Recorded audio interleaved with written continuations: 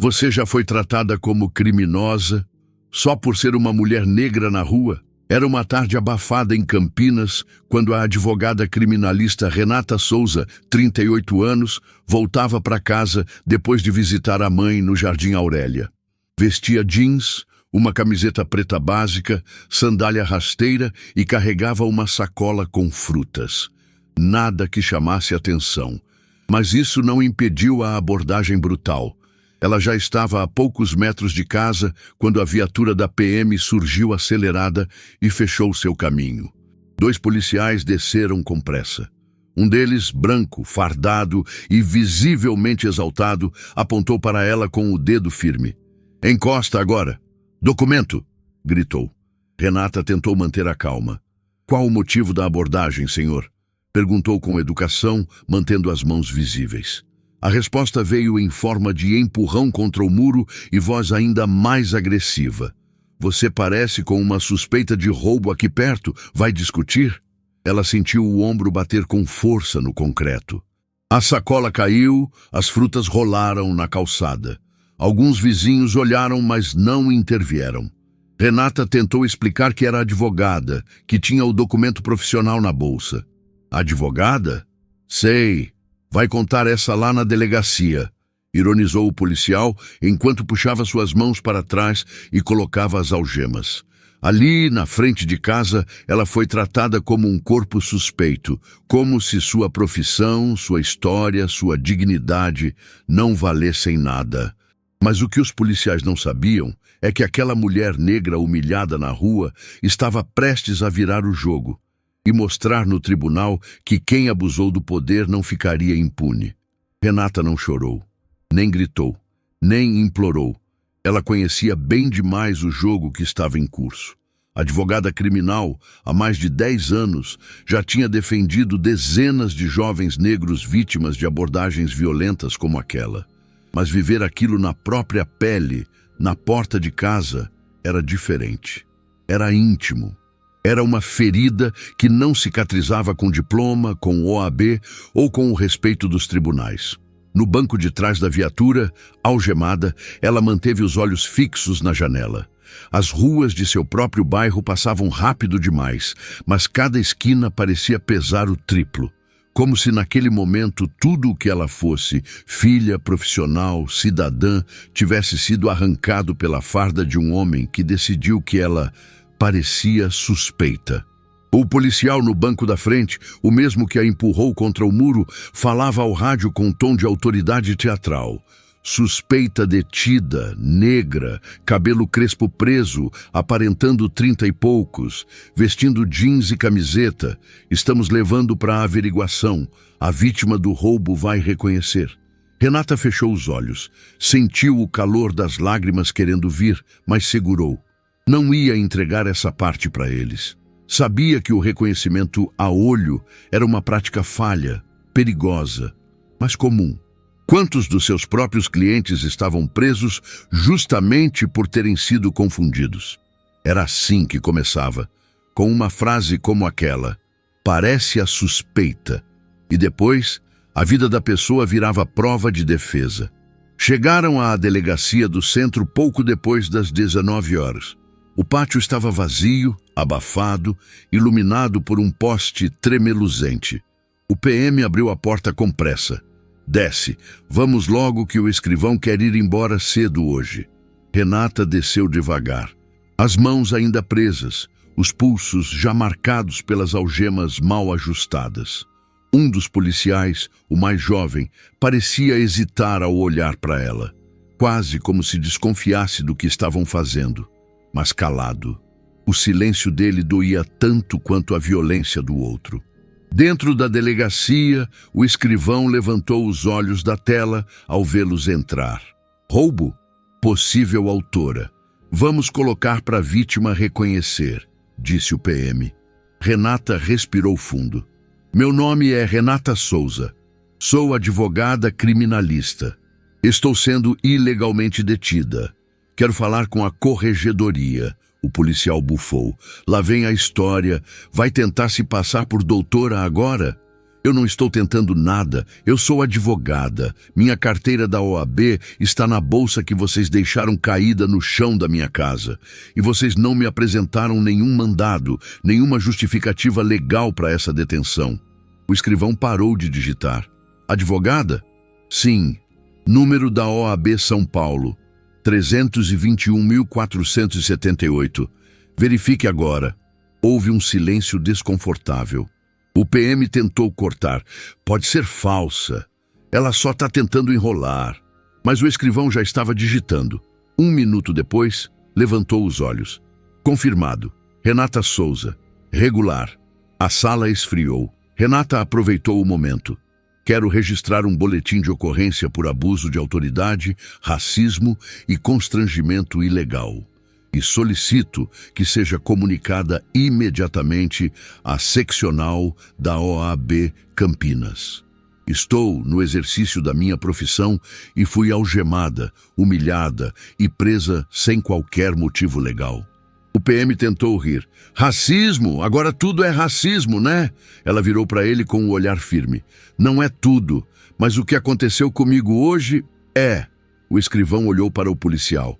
Vocês recolheram algum objeto com ela? Achado produto de roubo? Algo? Não, mas a descrição bate. Bate onde? Ela estava com sacola de frutas, indo para casa. A porta da delegacia se abriu. Um homem entrou, tenso, seguido de uma mulher visivelmente abalada. É a vítima, disse o PM. A mulher olhou para Renata. Parou. Franziu o senho. É ela? Perguntou o escrivão. A mulher balançou a cabeça. Não, claro que não é ela. A mulher que me assaltou tinha tatuagens no braço e era bem mais nova. Essa moça não tem nada a ver. O silêncio caiu como um soco seco. Renata soltou o ar que estava segurando. O escrivão olhou para os policiais. Podem soltar as algemas dela. Agora. O PM mais velho hesitou. Não tá vendo que a gente só agiu pela descrição? Renata estendeu os pulsos. E mesmo assim, algemaram, empurraram contra o muro, me prenderam sem direito de defesa? Isso se chama abuso de autoridade e sim racismo. Porque se eu fosse uma mulher branca, loira, com a mesma sacola na mão, vocês teriam feito isso? O escrivão desviou o olhar. O PM não respondeu. Minutos depois, já sem algemas, com o protocolo de ocorrência em mãos e o número do boletim registrado, Renata saiu da delegacia, acompanhada por um representante da OAB, que veio assim que foi informado. O jovem advogado que a acompanhava olhava para ela como quem via uma heroína. Doutora Renata, a senhora quer que a gente já acione o jurídico? Ela assentiu. Sim, e peça para abrir um processo disciplinar contra esses dois. Eu quero que isso vá até o fim, não só por mim, mas por todo mundo que não tem carteira da OAB para se proteger. Naquela mesma noite, Renata escreveu o relato completo. Cada detalhe, cada palavra dita, cada olhar. Sabia que a memória era frágil, que os processos se perdiam nos achaques burocráticos se não houvesse precisão. Mandou cópia para a Comissão de Direitos Humanos da OAB, para a Comissão da Mulher Advogada e para o Ministério Público. Mas mais que isso, ela mandou para os jornalistas. Com nome, com número de boletim, com data e hora. Não queria fama, queria justiça, queria visibilidade, queria que a estrutura que permitia aquele tipo de abordagem fosse exposta. 2 dias depois, a matéria saiu. A advogada negra é algemada e presa injustamente pela PM em Campinas. O jornal local estampou a manchete. Em poucas horas, o caso estava em todos os portais de notícia. Comentários se dividiam entre apoio incondicional e ataques odiosos. Duvido que fosse advogada de verdade. Devia ter obedecido e ficado quieta. Mais uma querendo mídia, mas Renata já estava preparada. Não era a primeira vez que ouvia aquilo, mas era a primeira vez que ia até o fim com a própria história. Na semana seguinte, ela foi chamada a depor na Corregedoria da Polícia Militar. Chegou com o mesmo jeans, a mesma camiseta e uma pasta nas mãos. Apresentou o protocolo da OAB, os prints das notícias, as fotos dos pulsos marcados pelas algemas, o vídeo de uma vizinha que gravou o momento em que ela foi imobilizada na calçada. Mostrou, ponto a ponto, o que a lei dizia sobre abordagem policial, os limites da força e como sua cor de pele se tornou, mais uma vez, sinônimo de ameaça. O corregedor, um homem calvo, de terno claro e expressão neutra, escutou tudo em silêncio. No fim, disse apenas: "Entendemos a gravidade, doutora Souza. Isso será devidamente apurado." Ela levantou. "Espero que seja, porque da próxima vez pode ser alguém sem voz, sem documento, sem nome conhecido. E essa pessoa talvez não volte para casa." Bira, do lado de fora o céu começava a escurecer. O ar estava denso, mas Renata sentia algo diferente no peito. Não alívio, não vitória, mas a certeza de que não ia mais se calar. Ela sabia o preço de falar, mas também sabia o custo de ficar em silêncio. No dia seguinte ao depoimento na corregedoria, Renata acordou com o celular vibrando sem parar. Mensagens de apoio, ligações da imprensa, convites para entrevistas. Mas o que mais chamou sua atenção foi um e-mail com o assunto: urgente, denúncias contra os mesmos policiais. Abriu o anexo. Lá estavam 4 relatos, todos enviados por diferentes pessoas negras da região de Campinas, todos narrando situações semelhantes à dela. Abordagens violentas, falta de justificativa, humilhações públicas. Um dos relatos era de um rapaz de 17 anos, morador do Jardim São Marcos, que havia sido rendido pelos mesmos PMs meses antes, levado até uma viela e ameaçado com um revólver encostado na cabeça. Sem nenhuma testemunha, sem câmera, sem BO. Só a palavra dele contra a farda. Renata sentiu o estômago embrulhar. Imprimiu os documentos, organizou em pastas e marcou reuniões com os autores dos relatos. Eles estavam assustados, desconfiados, mas aceitaram falar com ela. Um a um. Ela não prometeu milagres, só escuta, acolhimento e luta jurídica. Era isso que sabia fazer. E dessa vez era pessoal. Decidiu que não bastava apenas processar os policiais individualmente. Era preciso atacar o sistema. A lógica institucional que protegia esse tipo de agente, que encobria as ações, que revitimizava quem ousava denunciar. Em parceria com o Núcleo de Combate ao Racismo Estrutural da OAB, protocolou uma representação coletiva contra o 3º Batalhão da PM de Campinas. A acusação era clara: prática sistemática de abordagens abusivas motivadas por perfil racial. Enquanto isso, a Defensoria Pública entrou no caso com um pedido de audiência pública na Assembleia Legislativa do Estado. O caso de Renata havia ganhado repercussão suficiente para pressionar as autoridades. Em menos de uma semana, já estavam confirmados deputados estaduais, representantes do Ministério Público, juristas, ativistas e, claro, a própria Renata. Na véspera do evento, ela recebeu uma ligação inesperada. "Doutora Renata Souza?", perguntou a voz do outro lado, com um sotaque carregado do interior. "Sim, quem fala?" "É o sargento André Lima. Eu sou o 2º policial que estava com o soldado Costa naquele dia. A senhora me reconhece?" Renata ficou em silêncio por alguns segundos. "Sim, reconheço. O senhor estava na viatura. Não fez nada." Ele suspirou. "Eu sei, e é por isso que tô ligando. Eu queria dizer que sinto muito, por não ter interferido, por ter assistido e ficado quieto." Renata apertou o celular com mais força. A voz dele tremia. "Eu tô há 15 anos na PM, doutora, e já vi muita coisa errada sendo varrida para debaixo do tapete. Mas depois daquele dia, depois de ver sua cara, seu olhar, eu não consegui dormir direito." "E por que me ligou agora?" Ela perguntou, ainda cautelosa. "Porque eu quero depor, oficialmente. Quero contar o que aconteceu. Quero dizer que não teve nenhum motivo para te algemar, que o Costa agiu por impulso, por preconceito, e que isso não foi a primeira vez.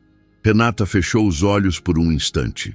O senhor está ciente do risco que corre? Tô. Mas se eu não fizer agora, nunca vou fazer. E eu tenho 2 filhos. Um deles tem a sua cor, doutora. E eu morro de medo que um dia ele encontre alguém como o Costa fardado. A voz dele embargou.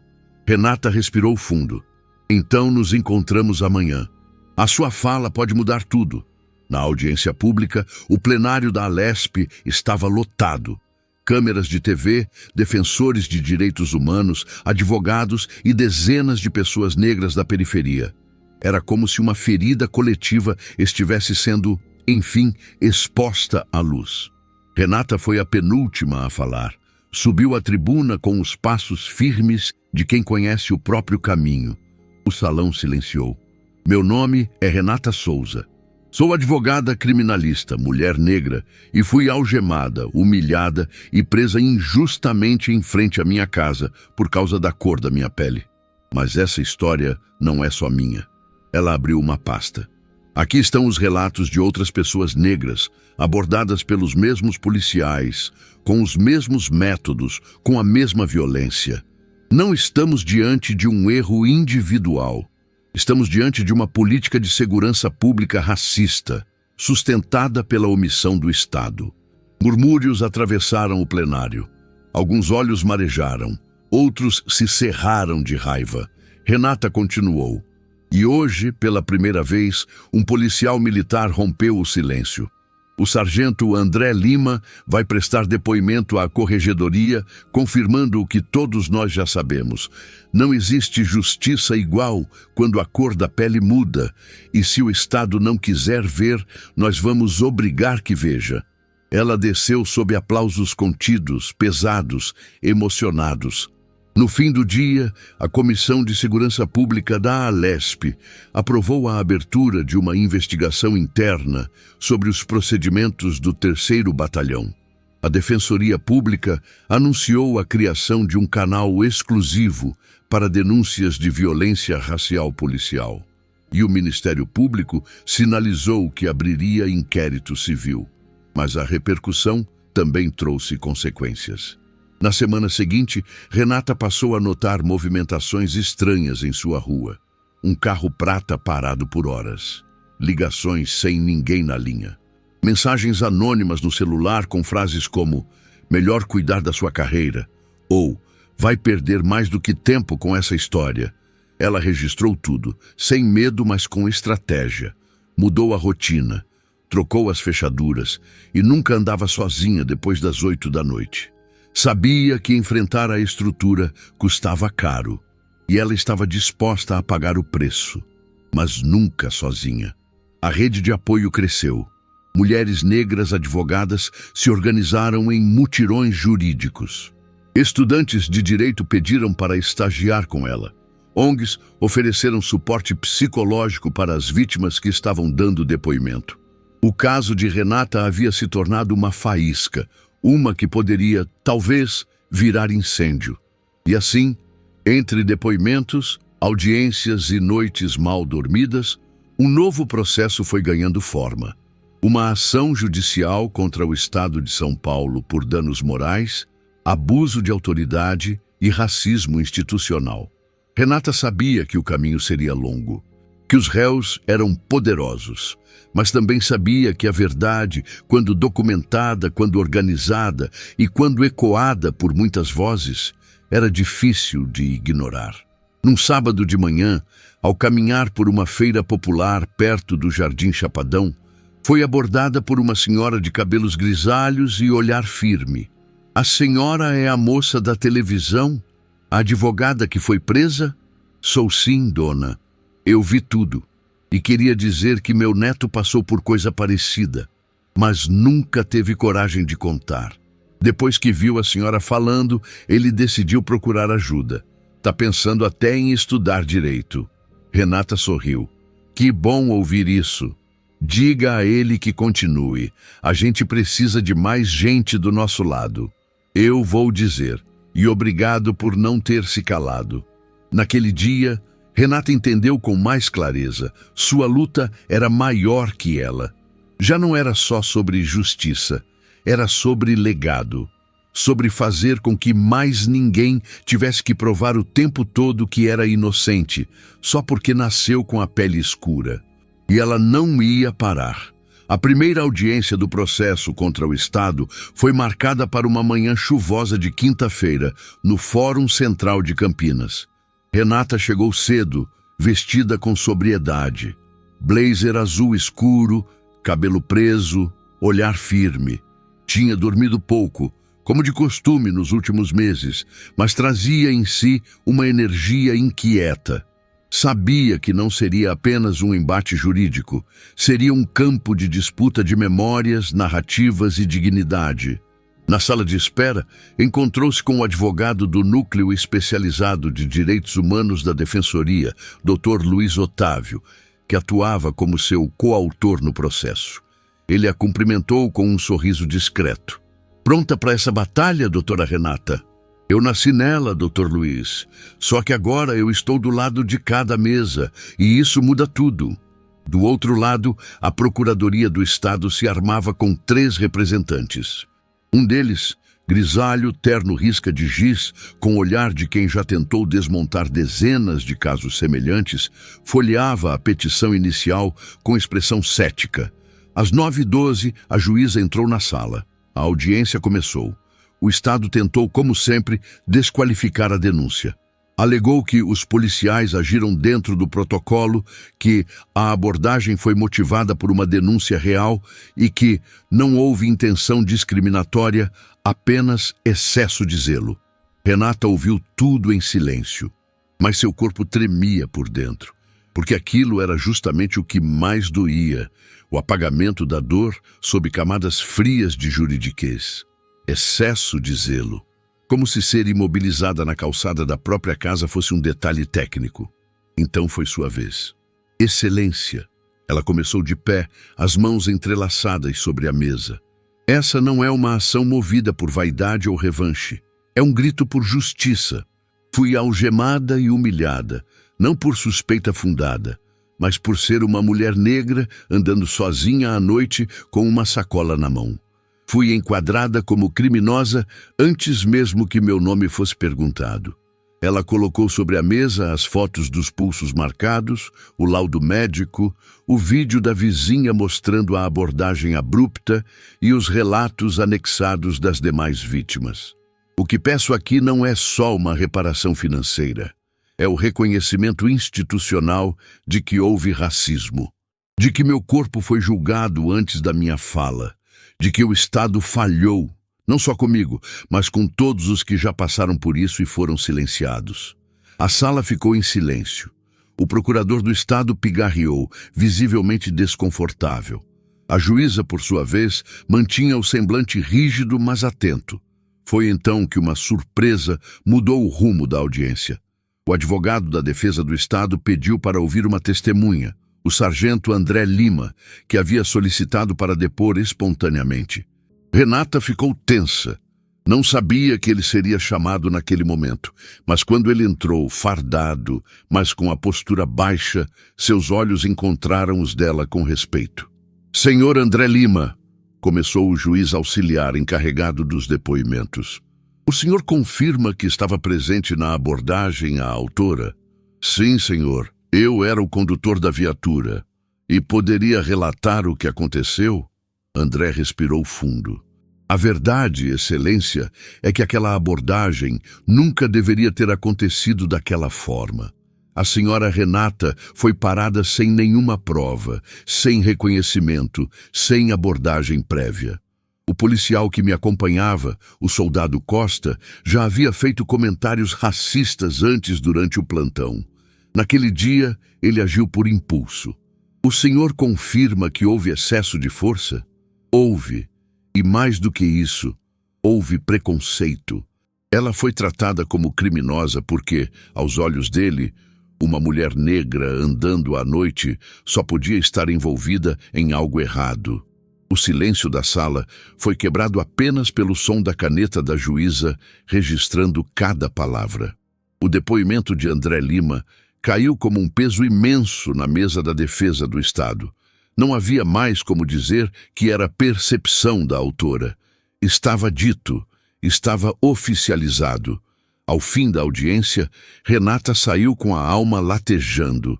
Mas havia algo novo ali, um espaço se abrindo, não para esquecer o que aconteceu, mas para transformar aquela dor em ação. E foi o que ela fez. Com apoio da OAB, Renata lançou um projeto de formação para jovens da periferia sobre direitos em abordagens policiais. Criou oficinas em escolas públicas, visitas em centros comunitários, palestras em igrejas. O nome do projeto era simples, direto. Se te pararem, você sabe o que fazer? Na primeira oficina, no bairro Campo Grande, uma adolescente levantou a mão timidamente após a apresentação. Doutora, e se mesmo sabendo tudo a gente for agredido? Renata demorou a responder. Então a gente documenta, denuncia e luta. Porque se a gente não fizer isso, ninguém vai fazer por nós. Mas isso não é perigoso? É. Mas viver sem reagir também é. O projeto cresceu. Em 6 meses, já havia atendido mais de 1000 jovens. A história de Renata virou símbolo, não de heroísmo, mas de resistência organizada. Ela fazia questão de dizer, eu não sou exceção. Sou só uma entre muitos. Só tive a chance de ser ouvida. Mas nem todos ouviram com respeito. Nas redes sociais, os ataques cresceram. Haters, trolls, perfis falsos a acusando de vitimismo, de atacar a polícia, de querer aparecer. Alguns colegas de profissão, inclusive, se distanciaram. Você está se expondo demais, Renata, disse uma juíza conhecida. Não estou me expondo, estou mostrando o que sempre tentaram esconder, respondeu ela. Em casa, a mãe de Renata assistia tudo com orgulho e medo. Minha filha, só não se deixe adoecer por essa luta. Você não é sozinha nisso. Renata sorriu. É por não estar sozinha que eu continuo. Certa noite, voltando de uma roda de conversa com estudantes, Renata foi parada novamente por uma viatura. 2 policiais desceram com lanternas apontadas. Ela ficou imóvel. Documento, por favor. Ela entregou. Um dos policiais leu o nome no RG. Pausou. A senhora é a doutora Renata Souza? Sim. A mesma do caso da audiência? A mesma. O segundo policial olhou para o parceiro, depois para ela. A gente leu sobre você. Respeito. De verdade. Obrigada, ela respondeu. Desculpa a abordagem. É protocolo. Que bom que dessa vez seguiram o protocolo certo. Renata voltou para o carro com um gosto amargo na boca. Era como se sua segurança agora dependesse da fama. Se não fosse reconhecida, teria sido diferente? Na semana seguinte, saiu a decisão liminar da juíza do caso contra o Estado. Reconhecimento da responsabilidade civil do ente público. A indenização foi estipulada, mas o mais importante veio no texto final. Reconhece-se que a abordagem foi motivada por discriminação racial, configurando racismo institucional. O Estado é responsável não apenas pelo ato, mas por permitir sua repetição silenciosa. Renata leu aquelas palavras mais de uma vez. Pela primeira vez em muito tempo, sentiu que sua história tinha sido validada não apenas no campo da moral, mas da justiça formal. Ainda faltavam muitas etapas, recursos, apelações, burocracias, mas aquele primeiro passo era um marco. E ela não ia parar por ali. 2 meses depois da decisão liminar, Renata caminhava pelos corredores de uma universidade pública no interior paulista, convidada para uma mesa sobre racismo institucional no sistema de justiça. O auditório estava cheio. Estudantes de direito, servidores públicos, professores, jovens de coletivos periféricos. Havia algo diferente naquela energia. Não era só indignação, era mobilização. Pessoas queriam entender, agir, transformar. Quando subiu ao palco, foi recebida com palmas tímidas, mas respeitosas. Sentou-se ao lado de uma promotora negra e de um defensor público. Na mesa, seu nome impresso num cartão, Doutora Renata Souza, advogada e ativista. Ela olhou para o microfone por alguns segundos antes de falar. Eu não sou ativista por escolha, sou por necessidade. E preciso começar dizendo que meu caso não é especial. É só mais um entre muitos. A diferença é que, dessa vez, eu tive como reagir. E isso muda tudo. Renata contou sua história sem floreios, como já tinha feito dezenas de vezes. Mas ali, no olhar dos estudantes, havia algo que sempre a emocionava: sede por justiça, vontade de fazer diferente. Se a gente continuar fingindo que o problema é do indivíduo, vamos continuar perdendo batalhas. Porque o problema é da estrutura. É a cultura da suspeita, do medo, do parece suspeito que guia a ponta da farda. E enquanto a gente não quebrar isso, vão continuar algemando nossos corpos antes de ouvirem nossas vozes. Quando terminou sua fala, um estudante levantou a mão. Doutora, o que a senhora faria diferente se pudesse voltar naquela noite? Ela pensou por um instante. Nada, porque o erro não foi meu, foi deles. E é isso que precisamos repetir 1000 vezes. A culpa não é nossa. A violência começa quando o Estado olha para a gente e vê ameaça antes de ver pessoa. As palmas vieram mais fortes, mais sentidas. Ao sair do evento, ainda com o crachá pendurado no pescoço, Renata recebeu uma ligação da jornalista que tinha publicado a primeira reportagem sobre seu caso. Doutora, desculpa ligar direto, mas saiu agora a decisão final da ação contra o Estado. O TJ manteve a sentença, confirmou a condenação, reconhecimento integral de racismo institucional. Renata encostou-se a um pilar do corredor. Confirmado? Sem cortes? Sem cortes. E a indenização vai para aquele fundo coletivo que você criou, certo? Exatamente. O Responde por Mim. Já estamos atendendo 5 famílias vítimas de abuso policial. A senhora vai querer dar entrevista? Não agora, mas obrigada por ter contado essa história desde o início. Muita coisa só aconteceu porque você acreditou. Desligou o telefone em silêncio. A brisa da tarde passava pelas janelas do corredor. Sentiu um alívio profundo, mas sem euforia. Era uma vitória, sim, mas era também um lembrete. Não era só sobre ela. Nunca foi. Naquela noite, já em casa, sentada na mesa da cozinha, Renata tomou um café forte enquanto lia os nomes dos casos mais recentes que chegavam pelo projeto. Um deles era de um entregador negro, abordado violentamente na frente do condomínio de luxo onde trabalhava. Outro, de uma mulher trans presa sem justificativa numa blitz. As histórias mudavam os rostos, os detalhes, os lugares, mas o padrão era o mesmo. Corpo preto, abordagem, violência, silêncio. Ela fechou os olhos por um momento. Respirou fundo. Lembrou-se do que sua mãe dizia quando era pequena. Se te jogarem na lama, você escolhe. Ou aprende a nadar ou afunda, mas se aprender, ensina os outros também. Pegou o celular e digitou uma mensagem. Decisão final confirmada. Vitória coletiva. Amanhã recomeçamos. Postou com uma imagem simples. Seus pulsos livres, com uma pulseira preta escrito: Justiça não se pede, se constrói. Na manhã seguinte foi entrevistada num programa de rádio comunitária. O apresentador, um jovem negro da periferia, não escondeu a admiração. Doutora, a senhora virou um símbolo. O que a senhora diria para quem está cansado, desacreditado, achando que nunca vai dar em nada? Renata pensou por um instante. Eu diria para essa pessoa que a gente não precisa esperar esperança aparecer para agir. Às vezes, a gente age no escuro mesmo, com medo, com raiva, mas segue. E quando a gente se junta, mesmo no escuro, a coisa clareia. Antes de sair do estúdio, deixou um bilhete na mesa do jovem apresentador. Continue com esse microfone ligado. Tem gente precisando ouvir que não está sozinha. No fim daquele mês, Renata recebeu um convite para participar de uma comissão permanente de combate ao racismo institucional dentro da Secretaria Estadual de Justiça. Pensou muito antes de aceitar.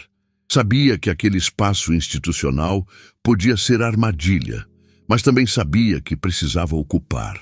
Aceito com uma condição, disse ela ao telefone, que o primeiro encontro seja em uma escola pública na periferia, que o debate comece de onde a dor nasce.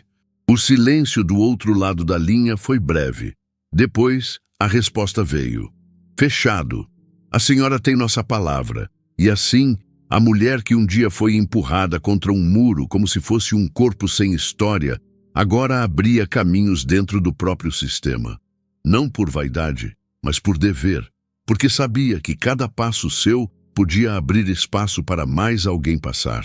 A luta continuava, mas Renata estava de pé.